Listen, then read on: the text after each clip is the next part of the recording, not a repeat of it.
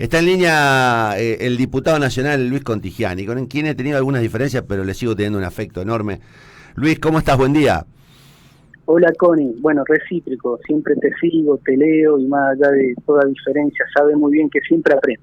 Bueno, te mando un abrazo grande y gracias por atendernos. Luis, ayer hubo una discusión entre los diputados a propósito del destino de los recursos de los subsidios. Y hubo una diferencia, algunos que creen que hay que destinarlos directamente a un lado, y vos proponés que los subsidios de los diputados vayan todos al Ministerio de Salud. Claro, en primer lugar me pareció una decisión desafortunada de la Cámara de Diputados, de las diferentes autoridades de bloque, interbloques, que en un momento como este meter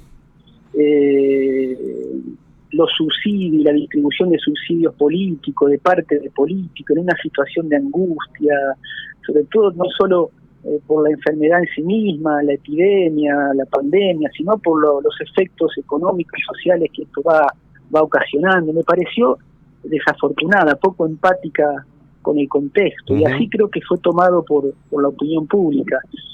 Y en segundo lugar, no tenemos nada que hacer nosotros, diputados, distribuyendo dinero por el tema del coronavirus. Claro. Me parece que eso tiene que ver con la autoridad sanitaria, y nosotros estamos proponiendo que todos esos recursos se trasladen al Ministerio de Salud de la Nación, que es la autoridad normal que está llevando o comandando todo este proceso difícil. Nos parece que fue desafortunado y no tenemos nada que hacer en ese punto distribuyendo dinero, no es nuestro rol, eso es lo que yo creo ahora, y no tenemos que generar confusión. Con lo cual, digamos, la discusión ahora es ¿qué van a hacer? ¿Vos qué supones? ¿Que va a haber una resolución? ¿No va a haber una resolución? ¿Va a quedar a criterio de cada diputado? ¿Cómo lo ves? La última noticia de ayer es que los interbloques, cada bloque y los interbloques decidieron, como la autoridad de la Cámara de Diputados no decidió dar marcha atrás, los subsidios están. Entonces cada bloque, interbloque fue tomando una postura. La nuestra fue decidir que todos ese subsidio, o sea, 100.000 pesos por cada diputado, somos 11 en el interbloque, vaya todo al Ministerio de Salud de la Nación. Bien. Otros interbloques y otros bloques han decidido dárselo a otras instituciones. Esto es la última información del día de ayer. Bueno, y ahora te propongo reflexionar, y en ese sentido son muy lúcido. Charlábamos fuera de cámara, de micrófono y de cámara hace un rato con mis compañeros a propósito de los valores que están puestos en juego en una crisis como esta. Y obviamente todos terminamos preguntándonos, y bueno, ¿y la economía en qué lugar queda? Porque el efecto va a ser devastador. ¿Con qué nivel de expectativa mirás nuestra capacidad de recuperación después de un eventual parate? Comparto la preocupación por el tema económico y social. Es un tema que vos sabés que me toca de cerca, sigo muy de cerca esos temas y estoy muy preocupado, ¿no? Los efectos a corto plazo y a mediano plazo. Bueno, me parece que no va a quedar otra alternativa que profundizar en la Argentina un proceso de intervención de un modelo de Estado muy cercano al estado de bienestar. Si hay algo interesante en estos tiempos, en esta crisis mundial, la revalorización de lo público, ¿no?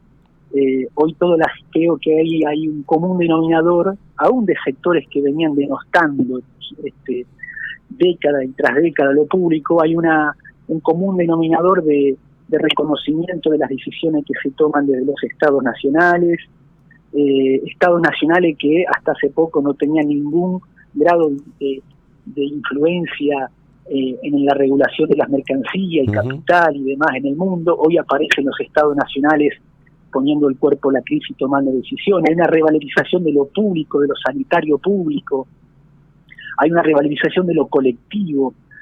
Bueno, desde ese lugar que creo que el aspecto positivo en esta desgracia que estamos viviendo, estos efectos de la pandemia, esta situación positiva, creo que desde ese lugar vamos a tener que encarar un proceso económico, ¿no? Muy complejo, muy difícil, y no queda otra que interviniendo, siendo innovadores, generando instrumentos de asistencia, de reactivación económica, de movilizar una especie de plan Marshall. ¿Qué plan Marshall? Yo les hablaba de eso.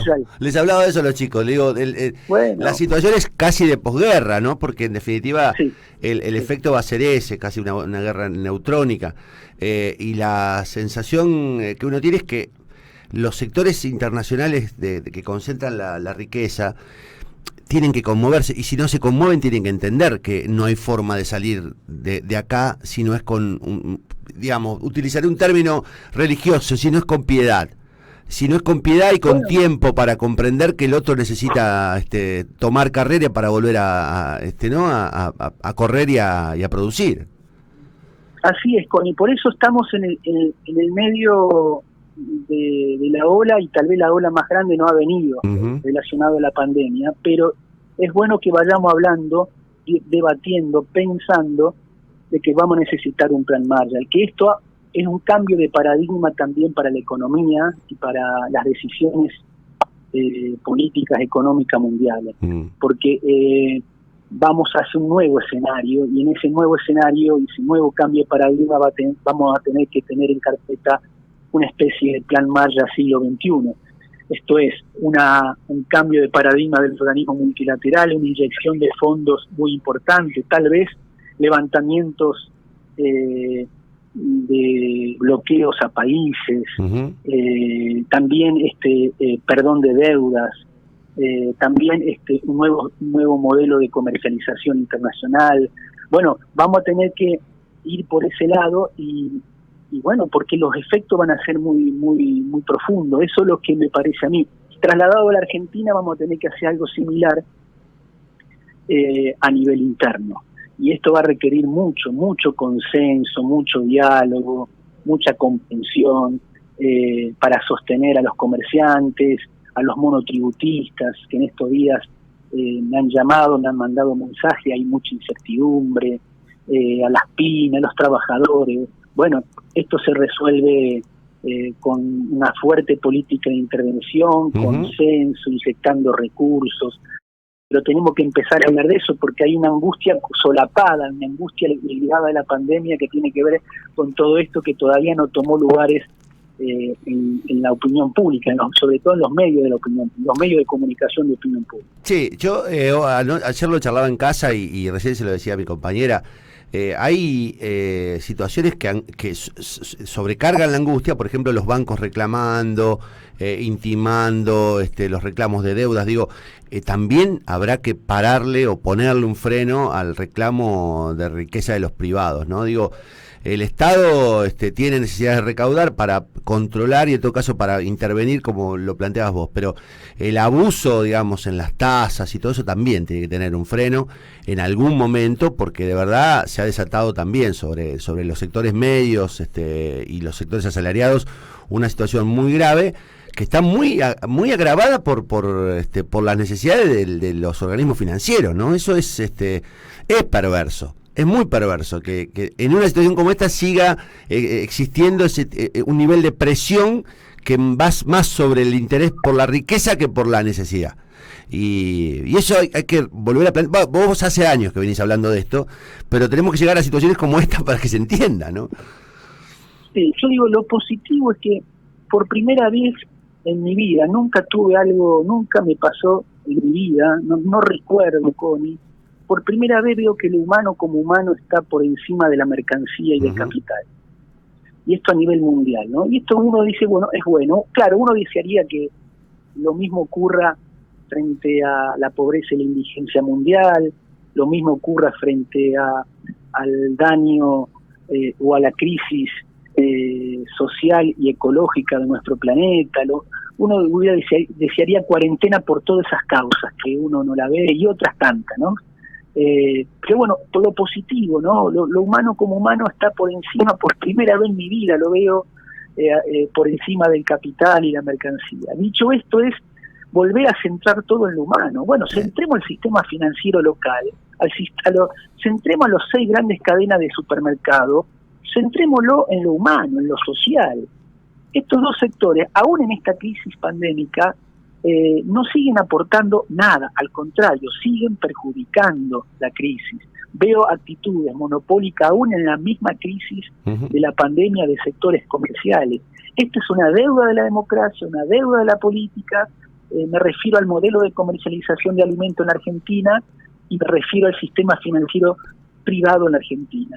Son dos temas que no se han resuelto desde, por lo menos desde la recuperación democrática, y esto lo vemos en estos días, que no están poniendo nada, que no son el ejemplo, todo lo contrario, y ahí donde la política, no es en este nuevo paradigma donde lo humano como humano por primera vez se sobrepuso al capital, es la posibilidad de centrarnos otra vez, o a centrar al sistema financiero y comercial de alimentos a las necesidades colectivas, sociales y públicas, porque estos sectores no están haciendo nada para ayudar en esta crisis.